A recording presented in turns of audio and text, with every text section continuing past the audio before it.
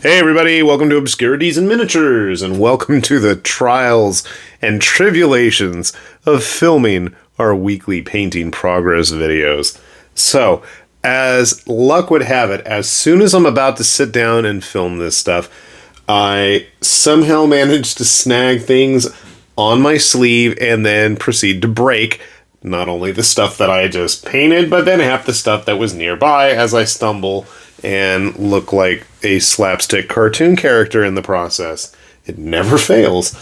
So, unfortunately, I think I got everything fixed for the most part, but my Hyenatar here from Battle Yak Miniatures, unfortunately, his spear, you can see her spear, I think they were all females, is not exactly flush, and I have fought with it, and I have fought no more. I'm done trying to get it fixed. And it's such a great figure. This was such a fun release. But, I feel that way about most of Battle Yak stuff. They're just a lot of fun, whimsical, almost cartoon-like touch to a lot of the figures. And they're big. Hyenatar here is big. That's a 50mm base they're on.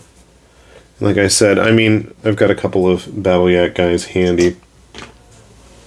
It's funny, these two, for the sheer amount of stuff I paint and I constantly shuffle off into boxes, shelves, what have you, wherever, they have been with me since I printed them. That was a while ago. I love this guy. He's so happy looking. But yeah, if you haven't had a chance, one of the cool things about all these figures, and like this Marauder Chaos dude here, he's been hanging out forever. I love this figure. Actually did a decent job on that one. The Hyena guys were a while back, but like every single other release of Battle Yak's done, everything has been fully modular. A lot of cool stuff. I thought the green was different. Usually you see Knoll stuff in like all these browns and drab, dull colors. So I thought, why not go with something a little bit more pizzazzy, other than the broken spear shaft. They came out pretty nice. There are regular Knolls that were released with this set, and Knolls on hyenas, and there might have been pinup Knolls. There's always pinups anyway, so there might have been something. I can't remember now. What else did I actually finish this week? I finished up, I want to say this was from Saga Miniatures, who've done a variety of Japanese Sengoku themed stuff. And so this is supposed to be like a ninja type dude. And I'm in a mess with the eyes there. It looks kind of goofy. And unfortunately, I was playing around with what I thought was one color ink wash and ended up being another. And I completely blotched his wraps on his legs. Now this is at a 3.5 zoom, so you can see all of the little horrible smudges, smears, and spots that I missed. It came out pretty decent, I think.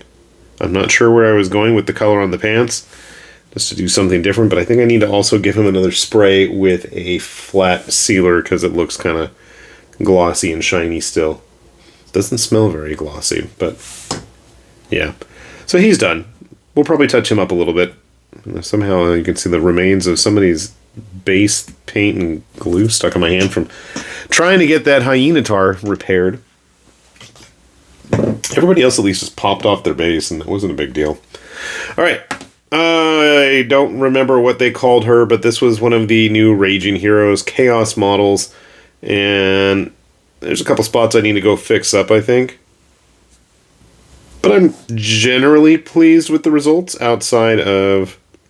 her cape's a little glossy, too.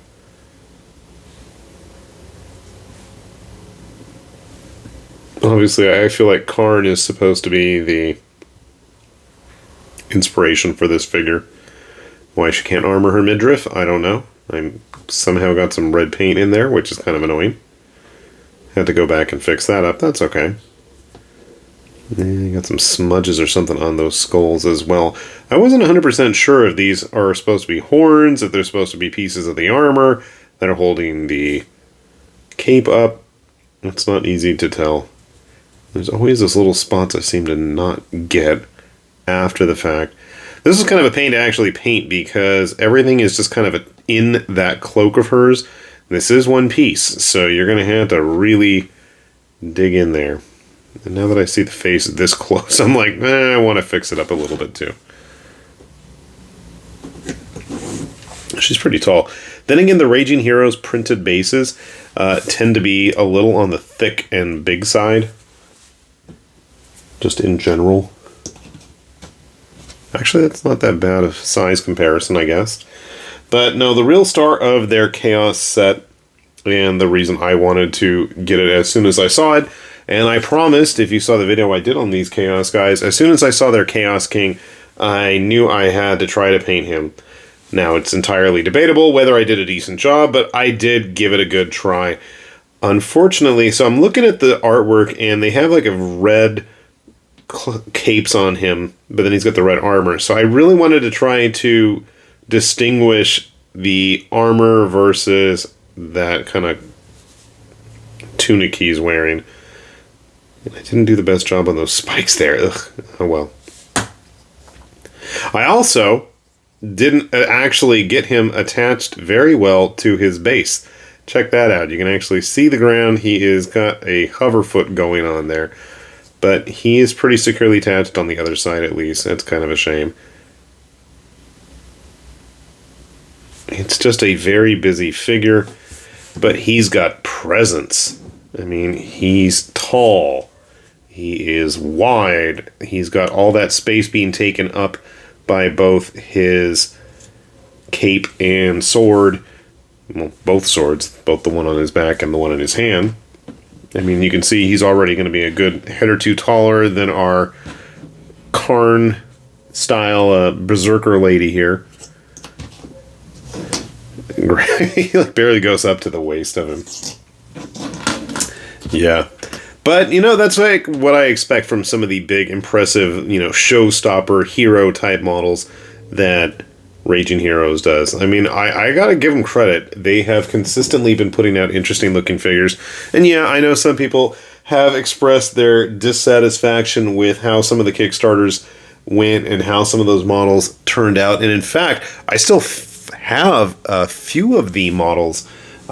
If I'm brave enough one day, I've got some of the box stuff, and I might just give it a try. And I'm sure it's going to result in even more swearing and even more glue all over my fingers. Funny thing is, like, fixing the Hyenotar here, one of you guys mentioned about I should keep my glue away from the table with the books, and I absolutely do. I have no glue in the room that I film in for that very reason, because I will either glue something to myself or I will get it on a book, and then I will not be a happy camper. Grabbing a few of the other big dude type models from Raging Heroes. A gathering of heroes, if you will. They just make some cool stuff, I gotta say. If I'm gonna toot my own horn. And it's my channel, so I will.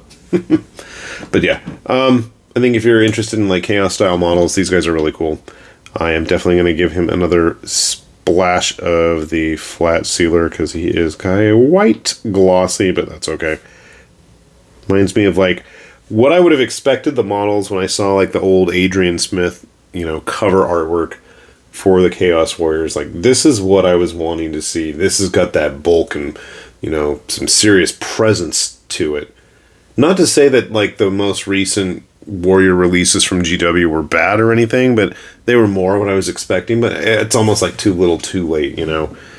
But that's one of the cool things about all of these third-party companies is we can, you know, get stuff the way we've envisioned it, I guess. I broke this guy the other day. This is a Raging Heroes vampire. I gave him a random samurai sword. I don't even know where that sword came from. I gotta paint it. Like you can see, I mean, he's got some real presence to him. Very cool model.